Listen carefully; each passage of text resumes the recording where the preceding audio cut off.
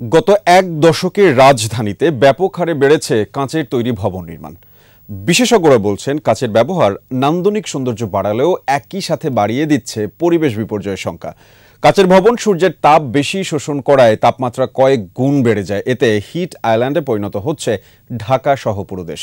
পরিবেশের জন্য ক্ষতিকর ভবন নির্মাণ বন্ধে ইমারত নির্মাণ বিধিমালায় সুস্পষ্ট নির্দেশনার তাগিদ নগর পরিকল্পনাবিদদের। বিশ্ব পরিবেশ দিবসে শিউলি শবনমের বিশেষ প্রতিবেদন।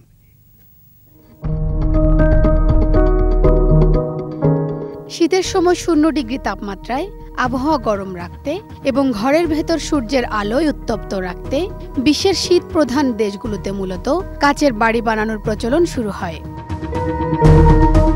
কিন্তু পশ্চিমা দেশগুলোর অনুকরণে চকচকে রূপ ও আভিজাত্য ফুটিয়ে তুলতে ঢাকাসহ দেশের বিভিন্ন শহরেও আধুনিক নির্মাণ শৈলীর বহুতল কাচের ভবন তৈরিতে ঝুঁকছে ভবন মালিকরা।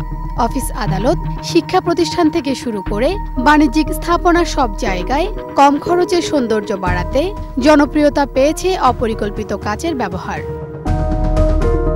এটা আসলে দৃষ্টিনন্দন, দেখতে ভালো লাগে, চাকচিক্য আছে, এজন্য মানুষ এটার পেছনে খুব অতি দ্রুতই ছুটে যায়।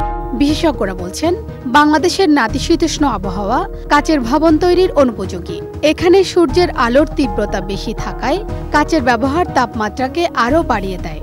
কাচের ভবনগুলো শীতল রাখতে শীতাতপ নিয়ন্ত্রিত যন্ত্রের ব্যবহার পরিবেশকে আরও এক ধাপ উত্তপ্ত করে। রাজধানী সহ সারা দেশে তাপমাত্রা বাড়ার পেছনে কাচের ভবন অন্যতম কারণ বলেও মনে করছেন তারা।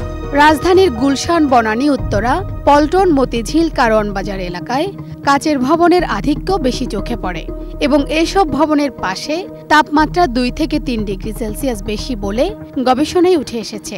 অপরিকল্পিত কাচের ব্যবহারের মাশুল গুনতে হবে বলে হুঁশিয়ারি দিচ্ছেন পরিবেশবিদরা। কাচের ব্যবহার বৃদ্ধি পাওয়ার কারণে সূর্যের আলো কাচ ভেদ করে ভিতরে প্রবেশ করে তাকে উত্তপ্ত করছে, তাপমাত্রা সেখানে ট্র্যাপ হয়ে যায়।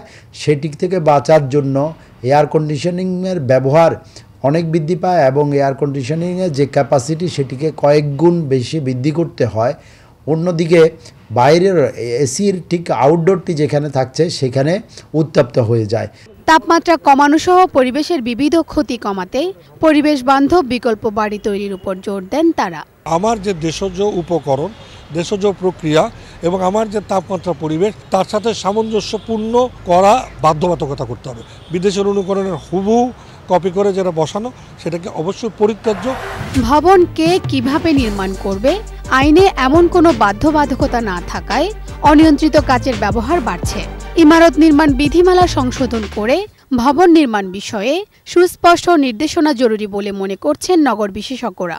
অনিয়ন্ত্রিতভাবে হলে নানান ধরনের দুর্যোগ হতে পারে এবং আমাদের শহরের প্রেক্ষিতে কতটুকু পরিমিত সেটা আমাদের এই নীতিমালার মাধ্যমে নির্ধারণ করে দেওয়া উচিত। এখন এটা ক্লিয়ারলি নাই, বিএনবিসি এবং ইমারত নির্মাণ বিধিমালায় নাই, আবার নিষেধও করা নাই। সে কারণে এই সুযোগটা নিয়ে আমাদের এই অনেকগুলো ভবন হয়ে গিয়েছে।